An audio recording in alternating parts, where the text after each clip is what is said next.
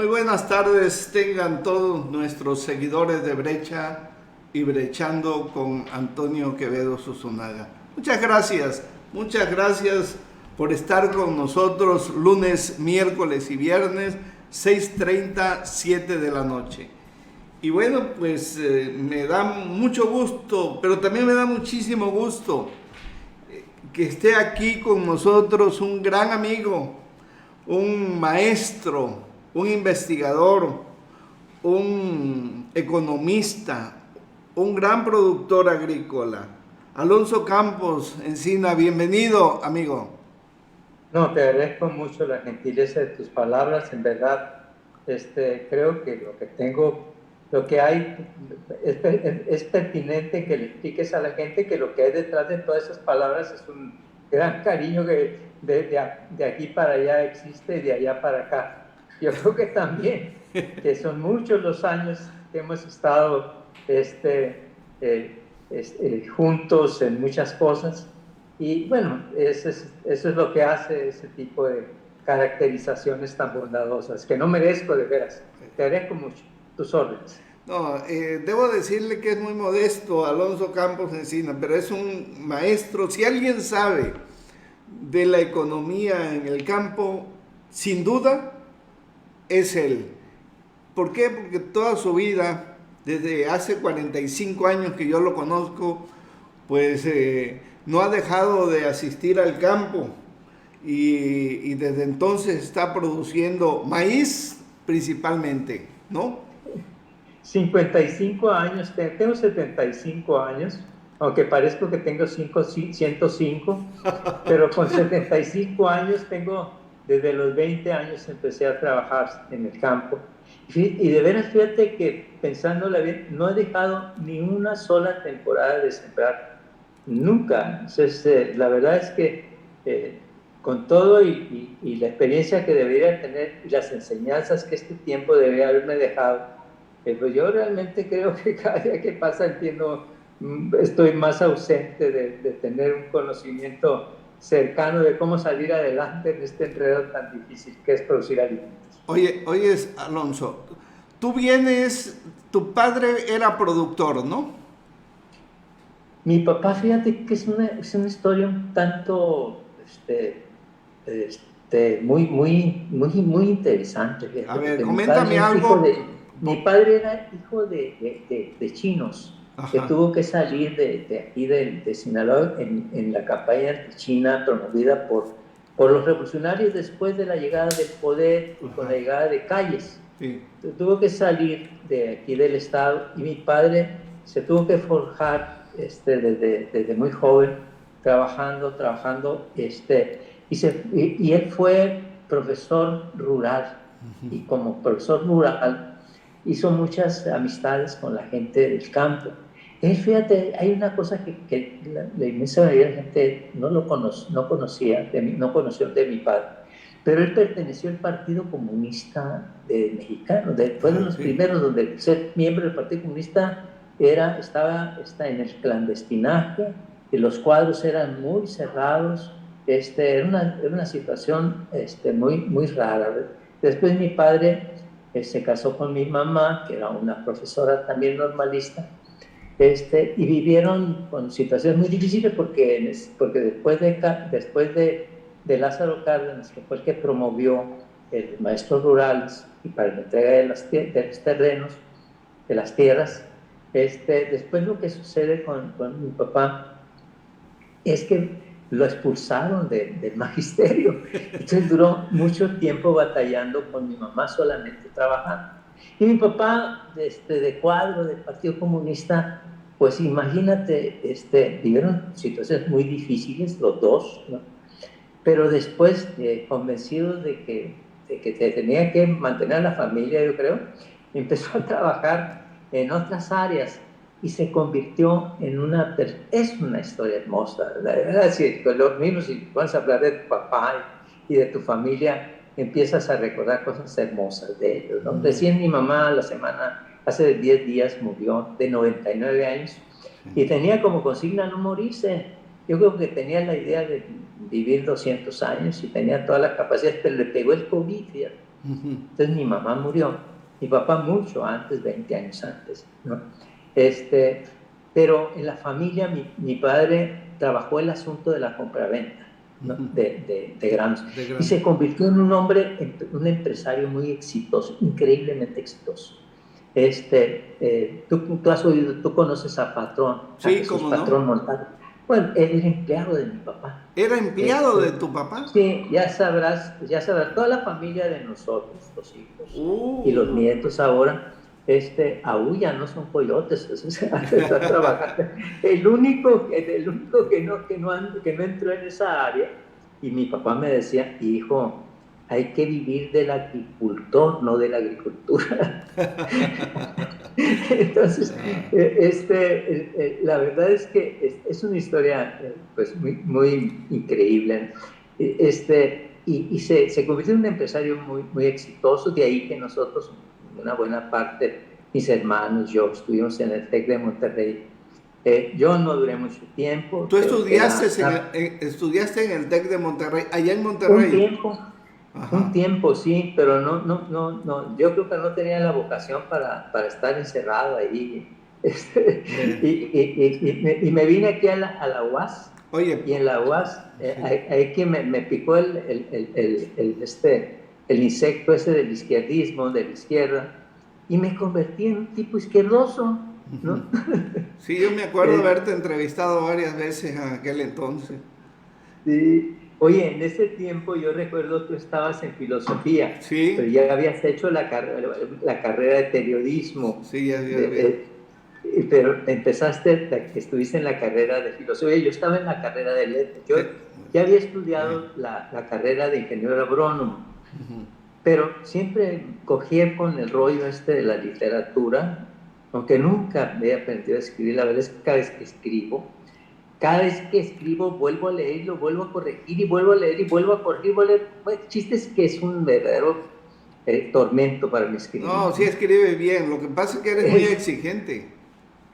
Sí, porque cada vez que lo veo le encuentro errores, palabras repetidas en un párrafo seguido con el otro. No, en cambio tú, yo sé cómo le haces. La otra vez te pregunté, ¿cómo le haces para escribir todos los días, Antonio? Entonces me dices, es el oficio. Es el oficio, es el oficio. Oye, yo te conocí cuando tú viajabas rumbo a Culiacancito. En aquel entonces, yo a veces acompañaba a Ramiro Guerrero Valenzuela, Ajá. que él, Sí. él vivía ahí por donde está unos terrenos ahí de donde estaba Sadolo Osorio y esos. Y tú te ibas derecho hasta Culiacancito, ese rumbo.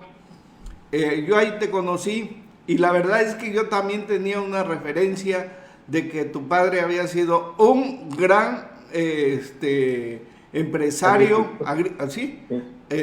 Bueno, Pues el más él grande que entró, había. entró a muchos negocios. De hecho, la familia de nosotros tuvo una arrocera, por ejemplo, bodegas en varias partes del estado, un negocio de fertilizantes que yo instalé ahí en Vitaruto, etcétera. O sea, todos mis hermanos y yo hemos sido gente de trabajo, ¿no? Hemos sido Empresario. gente, sí, hemos sido gente que le ha entrado duro a la chamba.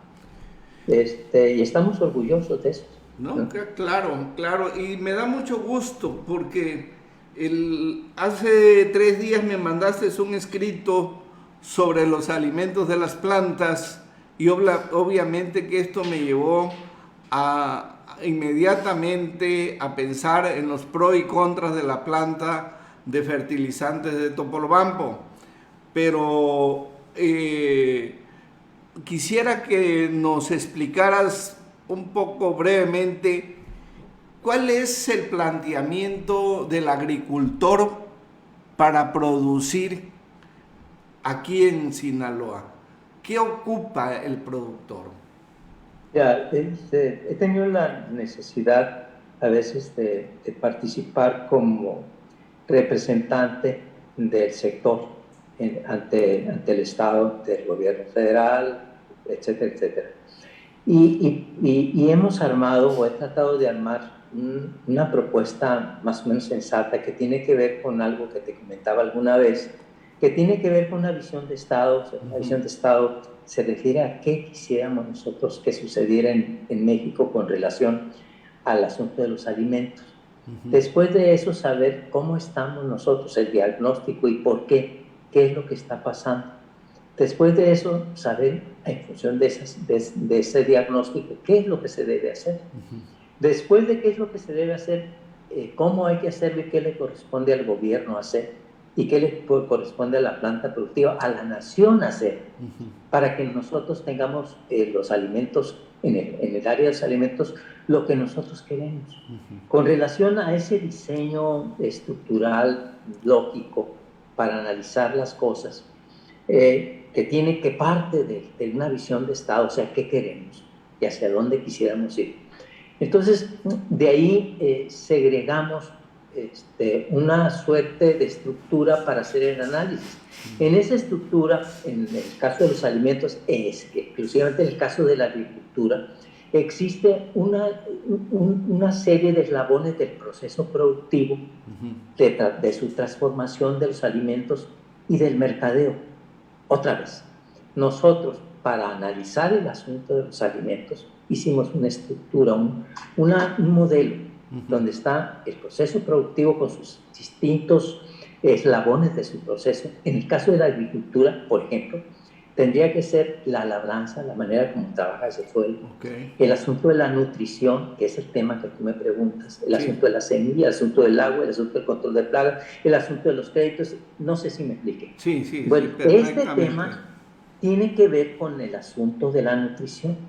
Y con relación entre la nutrición, de la semilla, etcétera, etcétera, lo que ha sucedido en el mundo es que en solamente 10 años el ser humano ha generado más conocimientos que 10 años para atrás en toda su historia como humanidad. Este es un dato increíble, ¿no? Sí. En solo 10 años a la fecha, el ser humano ha generado más conocimientos que de 10 años para atrás en toda su historia. Entonces, en el caso de la nutrición vegetal, de las semillas, en el caso del control de plagas, etcétera, etcétera, no está ausente eso, de manera tal de que nosotros estamos viviendo una vorágine de conocimientos permanentes porque existe un proceso de innovación sistemático, permanente, cotidiano. Y en el caso de la nutrición, lo que está sucediendo actualmente es que esto ha impactado tremendamente la ciencia, la tecnología, las innovaciones, a la manera como nosotros debemos de nutrir. Si quisiéramos tener más o menos claro o impulsar la visión de Estado que quisiéramos en materia de alimentos, tendríamos que revisar qué es lo que conviene hacer en el caso de la nutrición.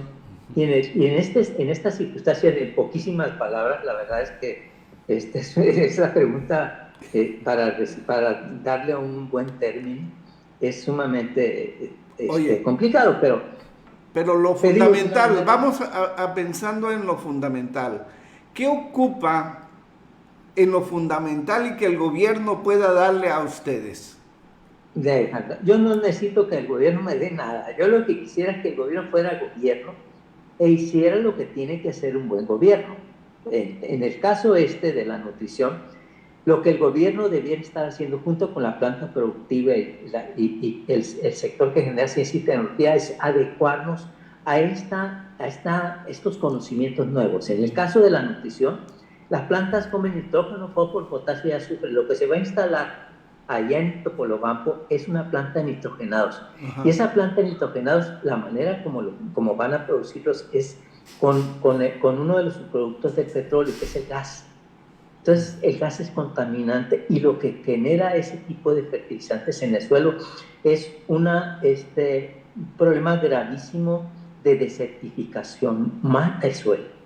Entonces, en cambio, las nuevas tecnologías, lo que viene ya, lo que incluso ya está en otros países, es jalar el nitrógeno atmosférico porque el 77% del contenido del aire es nitrógeno.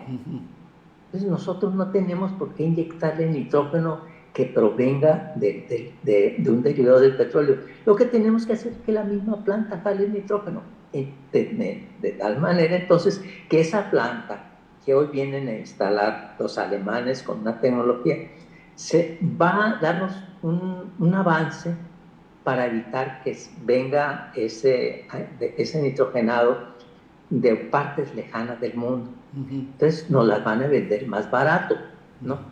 Eso va a ser una ventaja para nosotros los productores.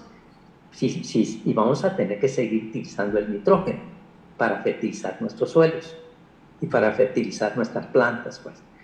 Pero ese fertilizante está acabando con la vida del suelo y esto es muy peligroso. Y este es un proceso que nosotros tenemos que cuidar, ¿no? No para nosotros, para los que vienen, ¿no? Entonces, porque las plantas y los suelos necesitan materia orgánica, la materia orgánica es la vida del suelo, ¿no? Quiere decir que este producto esteriliza prácticamente la tierra. Absolutamente. Y va degenerando en una desertificación. Pero bueno, traerá momentáneamente grandes beneficios para los productores, eso hay que reconocer.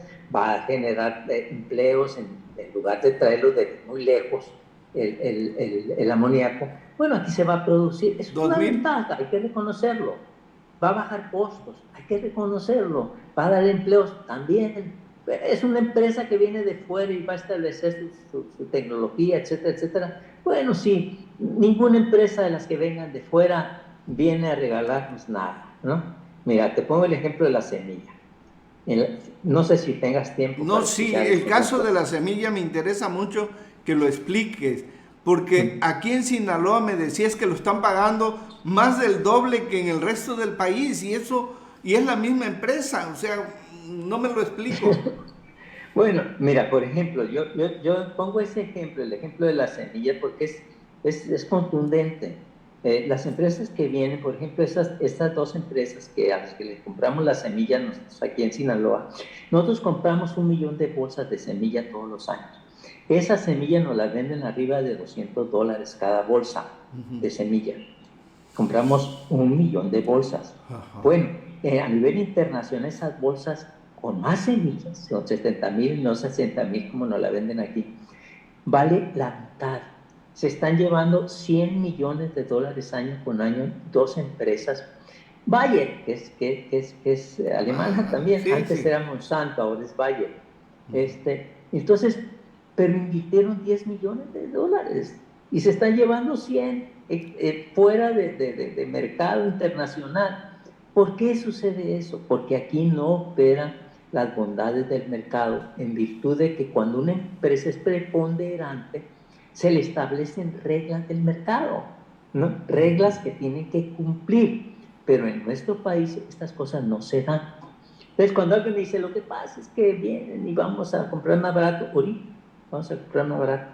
Oye, va a dañar el medio ambiente. No le hace, porque de todas maneras lo estamos usando. Sí, pero ¿por qué de una vez nosotros con este nuevo gobierno hacemos lo posible por generar nuevas tecnologías, nuevos caminos por donde transitar para que ese recurso se quede aquí, claro, no se concentre en una empresa extranjera que cada vez que genera más recursos se regresa a su lugar de origen, genera más tecnología, se dan más innovaciones y entonces nos atrapan más.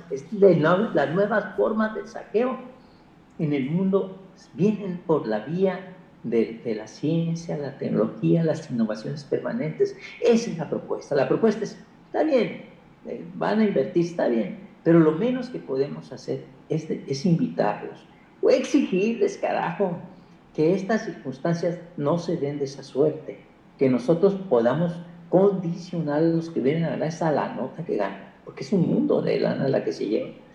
Entonces, ponerle sus reglamentos en forma. Pues resulta que ahora me doy cuenta que ellos ya están tratando con este gobierno, con el gobierno de López Obrador. Tú sabes que yo cogeo de la pierna izquierda y mi corazón está para el lado de izquierda, está cargado para el lado izquierdo. pero hay cosas que se tienen que discutir, que reflexionar, que platicar entre nosotros, porque de seguro hay gente que no sabe lo que está pasando, ¿no? Oye, Y que ¿eso lo tenemos... sabe Rocha Moya? Mira, Rubén es una esponja. Yo le he platicado con él como unas 2, 3 veces. Pero sí Es un... sabrá que aquí están pagando los agricultores la semilla más cara que en el resto del país.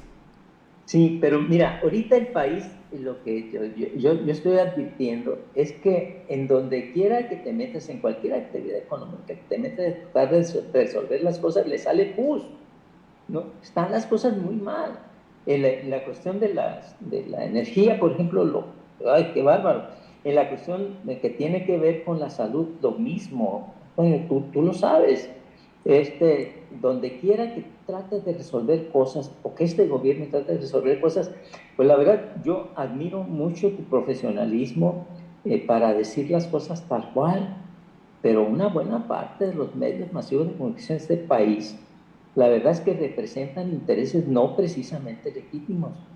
En cambio, cada vez que te escucha uno a ti, o yo te leo todos los días, quién sabe cómo estará el asunto. Yo creo que son gente que le gusta sufrir ahí, porque cada vez, ay, vamos a ver qué dice el Toño.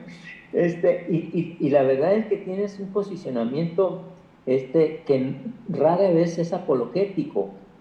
No hay mucha apología en tu periodismo. Hay una situación, un periodismo increíblemente, un profesionalismo que es, la verdad yo estoy orgulloso de que estés aquí en Sinaloa, ¿no? Que te hayas quedado aquí te debe haber escapado una muchacha bonita, ¿no? Bien, me casé, ya llegué casadito desde la Ciudad de México. Oye, oye, a ver, mira, esta Tú planta, estabas en proceso, ¿verdad? yo me Estabas trabajando inicié en la revista Proceso, trabajé 2 años allá y luego me vine y fui miembro fundador de la jornada y trabajé para la jornada 9 años. Y luego fui el primer miembro fundador del periódico Noroeste de Mazatlán y les trabajé 42 años al periódico. Y bueno, ya no digo porque me van a sacar la cuenta de que ya no debe estar aquí.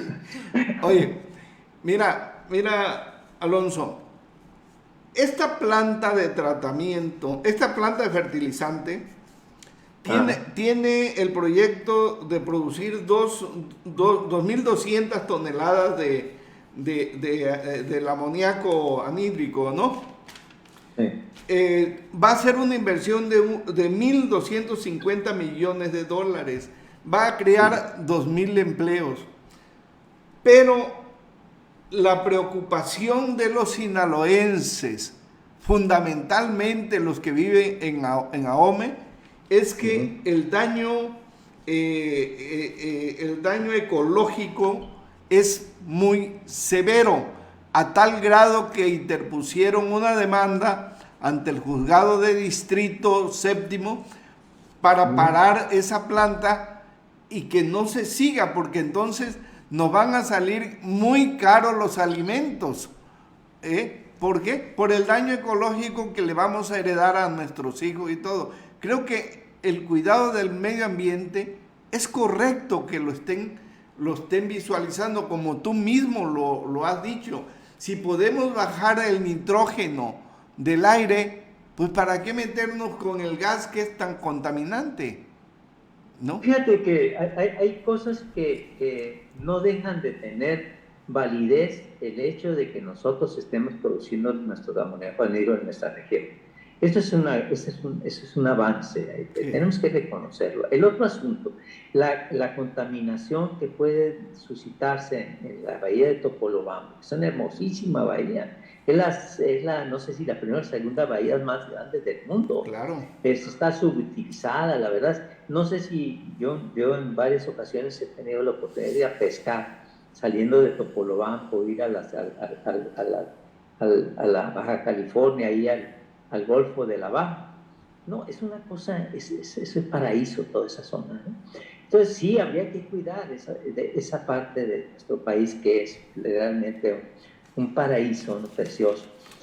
No obstante, yo desde la perspectiva de productor agrícola entiendo y tengo claro que nosotros tenemos opciones que deberíamos impulsar como política de Estado que conformen esa visión de respeto al medio ambiente, donde una tecnología sea nuestra, que generemos conocimientos nuestros, que generemos empleos, rentabilidad para nuestra gente, que el recurso, que la riqueza que generemos se distribuya de una mejor manera, donde el tipo de nutrición vegetal sea un tipo de nutrición que no lastime el medio ambiente. El otro asunto, el asunto de la contaminación, claro, es también, yo tuve la oportunidad de estar junto con la gente de Greenpeace. De hecho, de alguna manera, en un tiempo, estuve algunos años como representante de Greenpeace en Sinaloa, ¿no? Porque hicimos una defensa para evitar en Sinaloa, para evitar las pruebas de transgénicos en Sinaloa. Entonces, junto con Greenpeace estuve amparándome muchos años. Por eso no se estableció en Sinaloa los transgénicos. Esto es otro tema increíblemente interesante de comentar, ¿no? de platicarlo entre nosotros. ¿Por qué no transgénicos? ¿Por qué sí transgénicos? ¿Qué virtudes tienen transgénicos? Es el otro gran tema interesantísimo, ¿no? En materia de semillas. En México está prohibido, ¿verdad? En México está prohibido el uso de semillas transgénicas, de cultivos transgénicos, pero estamos importando alimentos transgénicos, ¿no? En el caso de los maíces, todo lo que venga de Estados Unidos es transgénico, ¿no? Entonces hay que revisar todas esas cosas con cierta cuidado. Entonces, el asunto de la sustentabilidad del medio ambiente es algo que debemos de cuidar, pero con mucho celo, sobre todo en ese lugar tan paradisíaco que es el Golfo de California, claro. Y Topolobampo, ¿no? No sé si haya sido alguna vez, si hayas buceado en la zona de Topolobampo, el Parayón. Nunca me... No, hombre, cállate la boca, te metes ahí en esa zona a bucear y llegas a un mundo aparte, hermoso, donde ves a los animales cuando estás buceando, no están nadando, están volando. O sea, es una y los colores, entonces, bueno, ya me fui por otro rumbo, ¿no? Pero la verdad es que los colores debajo del agua entonces son hermosísimos, le das un brochazo a todo, e incluso muchos pescados se te acercan curiosos, ¿no? No, es una cosa hermosa, ¿verdad? Entonces, cuidar esa zona es prioridad, tenemos que hacerlo. No estoy tan seguro que se esté haciendo actualmente, ¿no? No, creo que no se está haciendo. Y una buena parte de los problemas que tenemos ya los tenemos ahí. Incluso el asunto de la certificación y el uso indebido de muchas cosas, de muchos productos que usamos en la agricultura, nosotros convencional, es terrible. Mira, si te contara, he estado platicando con ganaderos. Oye, Alonso, ¿quiere decir que el Estado López Obrador vino y les retiró todos los apoyos y los dejó bichis a ustedes? ¿Eso qué les ocasionó? Hombre, ya ves, yo quiero irme por el lado amable de las cosas, no, pero ya voy a tener que agarrar broncas con la gente que yo apoyo. Y que no le hace, no agarre bronca, nomás dime qué es lo que está pasando. ¿Qué está pasando? Es que yo creo que el asunto de los alimentos no se está tratando en nuestro país como se debe tratar, punto. O sea, en el asunto del campo, de los alimentos, se ha priorizado el apoyo al sector que utiliza los alimentos de una manera doméstica. Autosuficiente, buscándola. No.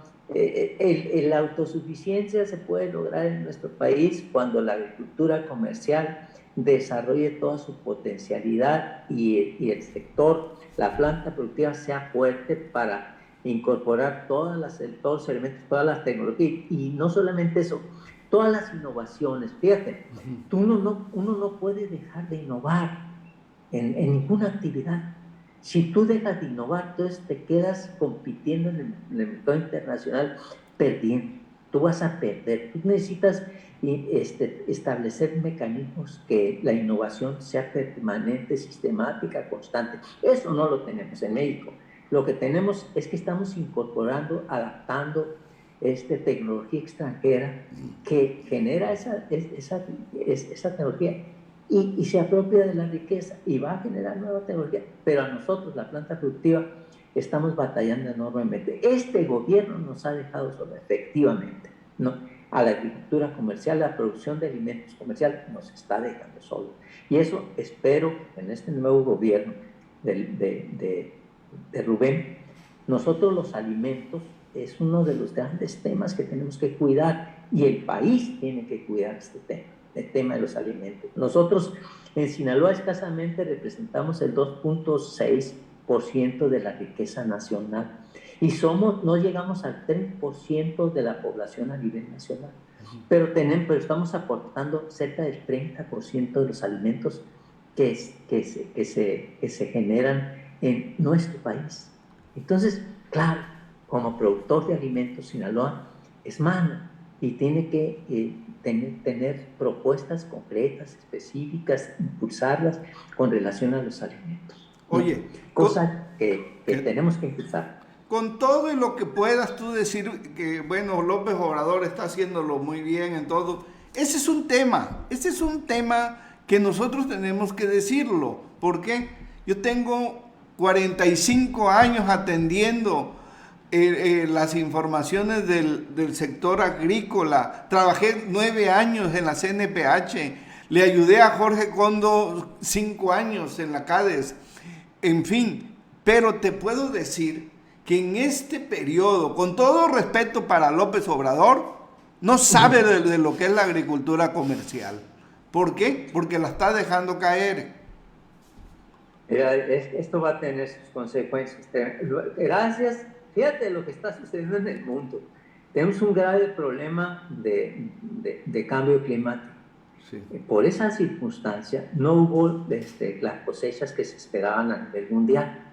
Hubo gravísimos problemas de sequía en la zona de Sudamérica e incluso en Estados Unidos. Entonces los inventarios se cayeron terriblemente por el problema del cambio climático. Entonces, por esa razón nosotros pasamos el valor del bushel, que normalmente fluctúa en 150, unos 50 el bushel. Un bushel es una medida de peso que utilizan los ingleses, el área esta inglesa, es una medida de esa naturaleza, que, por ejemplo, tiene 40 bushels, una tonelada. Bueno, el bushel nunca había pasado de unos 50 a unos 80. Llegó a $3 el bushel. 3, 4 dólares, $5, épale. Entonces, de repente, este año para nosotros fue fabuloso, ¿no? Entonces, esta circunstancia puede ser que el próximo año se derrumbe el precio del bushel, se derrumbe el precio del maíz. Entonces, estemos batallando terriblemente. Porque nuestros costos son muy altos, y son muy altos porque estamos adaptando y adoptando tecnología extranjera. Entonces, y quienes están a cargo de proveernos de estos insumos son compañías grandes extranjeras, ¿no? Y eso hace que nuestros costos estén súper inflados. No hay nadie que los esté poniendo en su lugar, y en el que no se está haciendo nada para eso. Entonces, la planta productiva, si no llega a darse un problema gravísimo, como se dio este año pasado, y los precios se van lo que normalmente se han ido siempre, entonces vamos a tener problemas gravísimos. Oye, yo le escuché a Jorge Kondo. Ajá. En muchas ocasiones, cuando fue dirigente de la Asociación de Agricultores del Río Culiacán y luego de la CADE, que le decía, aquel que producía maquinaria, a Michel. Ah, sí, el papá de Hitler, ¿te acuerdas de Hitler? Sí, bueno, Michel, El caso es que le decía a todos, vamos a fusilarnos lo que ya hay. Y aquí lo hacemos, aquí lo podemos producir. Creo que esa es la parte que al gobierno va a tener que hacer. ¿Cómo fusilarse todos esos avances y aquí adaptarlos para la región, ¿no? Es lo que hicieron los chinos, hombre. Es lo que hicieron los chinos mandaban gente a fusilarse y hacer investigaciones en distintas partes del mundo, y empezaron ellos a producir sus propios tecnologías, maquinaria, etcétera, etcétera. Mira, recordando al papá de Michel, al señor Michel, recuerdo que él hizo el único tractor que se ha fabricado, que le puso de nombre Aries.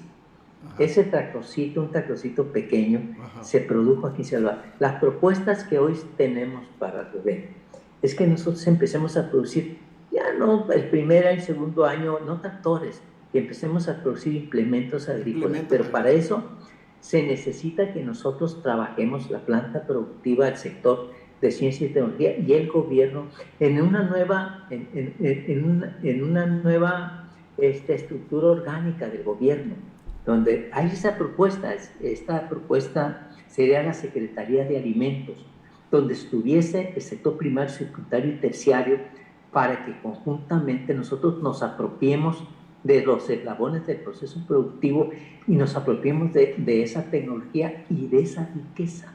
¿Por qué de esa riqueza? Porque el que tiene el recurso dice para dónde se quiere ir. Claro. Es muy importante eso.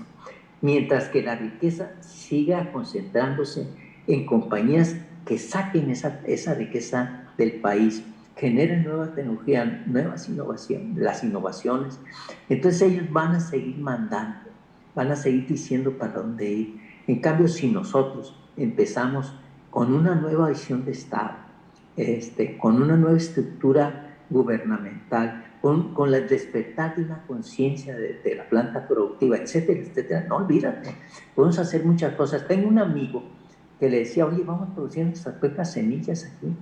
Es que yo estoy trayendo desde Holanda la semilla. Oye, ¿qué estás sembrando? Estoy sembrando papa. ¿No sabes que la papa era Perú? Nace en Perú. Y resulta que tú vas y le compras ¿a Perú? La semilla de la papa a Holanda. Y nosotros, ¿sabes de dónde nace el maíz? Nace aquí en México, ¿sí? en la zona del altiplano de México. Así es. Entonces resulta que el maíz era un zacate, nada más que empezaron a comerse la espiguita de ese zacate, se empezaron a comer tierno, ¿no? Y después se empezaron a escoger poco a poco, las mujeres empezaron con eso, y se empezaron a generar variedades en distintos lugares de México y de Guatemala, incluso aquí en Sinaloa. Hubo algunas variedades de semilla de maíz, porque a través de miles y miles de años se empezó a generar esa riqueza varietal del maíz. Después de eso, empezó el gobierno de México a través de PRONASA a reproducir ese maíz y a combinarlo y generar no variedades sino híbridos. Entonces esos híbridos, pues, si tú los quieres sembrar, no tiene la misma característica que el híbrido que sembraste. Tienen otras características, pueden abolear. Entonces puede ser que no tengan esa calidad. Entonces esto lo aprovecharon las compañías y dijeron, estos híbridos son míos y es de mi propiedad. Oye, y todos los miles de años y millones de gentes que estuvieron trabajando en esto, no vale, ¿no? Entonces ellos se apropiaron de eso, así se han apropiado de las cosas, de la papa, del maíz, del trigo, etcétera, etcétera. Entonces, nosotros tenemos que revertir esta circunstancia, tenemos que revertirla y tomar de nuevo esos conocimientos, ese conocimiento y esa riqueza y entregársela de nuevo al mundo, como se hizo desde siempre. No sé si me explica, hay todo un posicionamiento hermoso alrededor de esto. Oye, yo creo que todo eso vas a tenerlo que platicar muy bien, con mucho detalle, con nuestro amigo Rubén Rocha Moya. Le deseamos a Rubén mucho éxito, pero va a tener que ponerse muy bien las pilas en el caso de la agricultura. La agricultura en Sinaloa es uno de los 3 pilares más importantes que tenemos. Si los dejamos caer, vamos a cometer un grave error que nos va a doler toda la vida. Y yo te lo voy a decir, a mí me tocó ser testigo, por ejemplo, de la producción, de cómo nos fusilamos el tomate de Israel y lo convertimos aquí en el tomate divino que estamos exportando a Miami. Todos los boletines que surgieron de ese entonces a mí me tocó elaborarlos. ¿Por qué? Porque vinieron los de Israel aquí a producirlo, aquí junto con los maestros de la Escuela de Agricultura y los técnicos que tenía Sinaloa. Creo que eso va a tener que volverse a hacer. Necesita fertilizante más barato, semilla más barato, por lo que me has dicho, y que se dé el apoyo a la comercialización, porque si no nos rezagamos. ¿Es correcto? Tienes media hora nomás. Olvídate, cada tema que tú estás tocando, Antonio, es todo un rollo. Es todo una reflexión de que la verdad es que por cada tema es un seminario, ¿no? Oye, por cada tema que tú estás tocando yo a mí me encanta, ¿no? He vivido en eso. Me encanta esta plática. Te voy a volver a invitar porque el tema, pues ya llevamos como 45 minutos o algo más. No, hombre. Sí. No puede ser. ¿Estás seguro? Sí, pues son 7:20 ya. Bueno, pero vamos 42 minutos, creo, ¿eh? ¿Cuántos? Oye, Antonio, pero cuando estamos platicando tú y yo aquí en vivo y a todo color podemos pasar todo el día y no. Sí. Esa es la verdad, Antonio. Así es. Pues mi amigo Alonso Campos Encina, la verdad que me da mucho gusto que me hayas aceptado esta llamada, esta invitación, y te amenazo que te voy a volver a hablar para tocar. Inmediatamente Rocha tome el mando, te voy a volver a hablar para desde aquí mandarle un mensaje muy concreto a Rocha sobre la agricultura. Antonio, es un honor para mí estar contigo, eres un magnífico anfitrión. Pero además de eso, tú sabes el cariño que te tengo, carajo. Dicho esto en camas separadas, no confundir, por favor. No, la verdad es que existe toda una historia de cuando parecías buena gente. Pero bueno, esto es lo que queda de aquellos lodos, como dicen.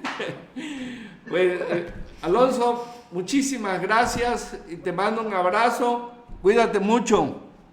Igual, Antonio, que veo sus nagas. Y seguimos pendientes, no te digo adiós, sino hasta pronto. Hasta luego, buenas tardes. Bye.